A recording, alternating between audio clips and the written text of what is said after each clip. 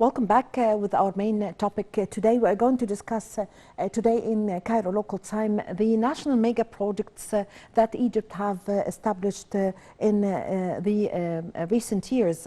Actually, since President Abdel Fattah el-Sisi came to office and the national mega projects are being established since 8 years ago. And these mega projects have a good impact on the economy and also providing job opportunities and also attracting investments. We are going to shed light on the importance of the national mega projects established in Egypt. So we have the pleasure to have this phono with Dr. Ibrahim Helal, Professor of Engineering at Ain Shams University. Good afternoon, sir. Good afternoon. Well, sir, since President Abdel Fattah el-Sisi came to office and Egypt have witnessed a leap in many fields and witnessed the establishment of a large number of national mega projects. How do you see the President's keenness on establishing the mega national projects and the importance of its impact on economy and investment? Actually, what I see is, very much like everyone see around. If you look right and left, if you can notice all these kind of mega projects in transportation, in agriculture, in industry, and even in tourism and all kind of activities. You can see this kind of mega projects. For example, if you look to what's going on the south of Egypt now, and the mega project of Toshka, project for cultivation of thousands and thousands of land to save the basic and strategic food for the Egyptian people, like the wheat and all other strategic project crops. So if you look to the transportation and everywhere, you can see all the roads and the electric trains and monorails and tying all the remote cities together. So everybody can notice that, and it doesn't need someone to indicate or to shed light for that. Of course, this helps a lot in developing the country, in attracting the investors, and all this fruitful results that we can see. Maybe during the time being, we are all experiencing a kind of tough time, but this is because of the perhaps what's going on globally for the war, Russian-Ukrainian war, and it came right after the Corona pandemic. All this, added to the negative impact for the growth, not only for Egypt, but all the countries worldwide. Yes, yes. So, Dr. Helal, could you name some of the national mega projects? Let's start, for example, with the integrated cities that have been implemented or established by Egypt since President Abdel Fattah el-Sisi came to office. We have the Alamein city, we have the El Galala plateau, we have the new administrative capital. These are integrated cities that is going to add to the map of Egypt. If you would like to elaborate and tell us your insight concerning the establishment of integrated cities here in Egypt. Exactly. And you give actually a good example for Alamein city. You remember that the north coast of Egypt, although the huge investment that has been done to this area of the country, yet the benefit was not was quite limited to a specific period of time and a specific kind of people. But now, with the establishment of the integrated city of Alamein and other cities you refer to, the situation is completely different, and perhaps the benefit and the utilization and the development of this area now is becoming a fact all over the year. It used to be a season maybe for 3 months or 4 months for the summer or so, but now the situation is completely different. The point also we wish to refer to that these cities now are adapting, the concept of smart cities and the technology implemented in the communication, the networking, and even the transportation is now completely different from the conventional way of electromechanical and the technology used to be done in the past. So you can take other examples, as you said, like Galala, like so many cities now, maybe more than 30 cities are now added to the country and to the development and to the attraction of a lot of investment to the country. Yes, so if we look, for example, to the new administrative capital, as an engineer, how do you see the work that have been done there until now, the plan that the government is going on with establishing, an integrated city that have everything? It's a new capital for Egypt. It's going to absorb a large number of citizens and provide job opportunities. Yeah, the government actually has promised that the new capital will be in effect and will be utilized, and the movement for most of the ministries and the country or the government administration is being carried out at the moment, and you can see some universities now in the new capital, and the students going back and forth to that location, and even lots of administrative authorities and the military, even authorities are being now shifted over there, and the movement and the access to reach to this area of the country or to the new capital is completely now different, and it's quite easy for everyone, maybe 30 minutes by car or so. And now the monorail and all, the transportation which is being carried out will even reinforce this situation in the future. Yes.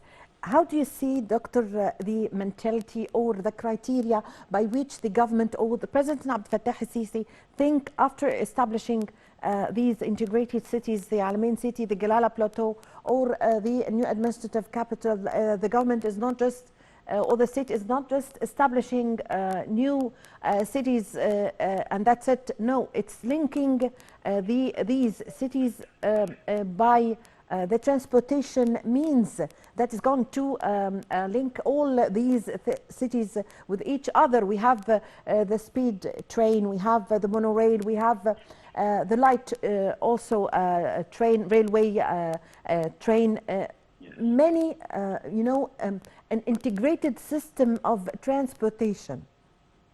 Yes, look, it's a matter of culture at the beginning, that we as Egyptians are quite reluctant to the mobility, and we have low inertia for the mobility from our places, from a place to the other one.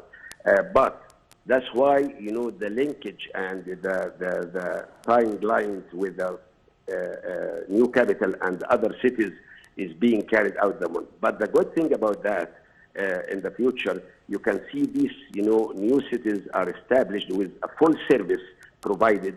You can find hospitals, you can find universities, you can find schools and all other services, even the ministries and the administrative bureau for all the activities that you can reach easily, and you can say that's going to be a kind of self dependent, cities that when you live in, you can find all the services in your hand arm, and easy to be serviced with these cities, and not necessarily to tie yourself with Cairo city or Alex city or so. Yes. Also, Dr. President Abdel Fattah al-Sisi, a very famous initiative and the significant one, which is called the Decent Life Initiative, that was launched by President Abdel Fattah al-Sisi in order to raise the standards of living of more than 53 million Egyptians. And this initiative started with Upper Egypt. Upper Egypt was governorates that were neglected in the previous years before President Abdel Fattah el-Sisi came to office. Yeah, sure. Can see this quite clear with the Hayat Karima, or decent life. Yeah, dignified, life for these neglected areas for a long time, and you can see in all these, cities in the South Egypt, the new Asyut, the new Minya, the new Bani Suif, and all these established new cities to introduce, a good standard of living for these people who lived in the dark for a lot of time before, and they were really neglected in terms of service in education, in hospitals, and you can find so many universities now are being opened in these areas in order to attract more inhabitants to these lengthy neglected areas. Yes, yes. Also, we have the project of El Asmarat by transferring the people in rural areas to very smart and a very good housing projects. So in the field of housing, the state have exerted a large efforts. So if you would like to give us your insight concerning the housing projects that were built by the state during the past years. And also not only the Asmarat, we have in Badr City, for example, the president months ago have inaugurated housing projects there. That is going to be very near to the new administrative capital. The good thing about the good thing about the development that we see at the moment is to target all the sectors of the population. You can find something for the very poor, sector of the people. You can find, something for the middle class. You can find something for the very rich, or high standard. You have heard about these kind of villas that took, most of attention of the people on the social media for the past few days, about hundreds of millions villas. Yes, there is some very rich people who can afford that. But in the meanwhile, you are providing services for even the most poor and neglected, category of the people. You can go and apply for an economic level of apartment or housing, and the middle class of housing, or even the rich class of housing. You can find all the people served. Each one is fitting with what he can stand and what can afford.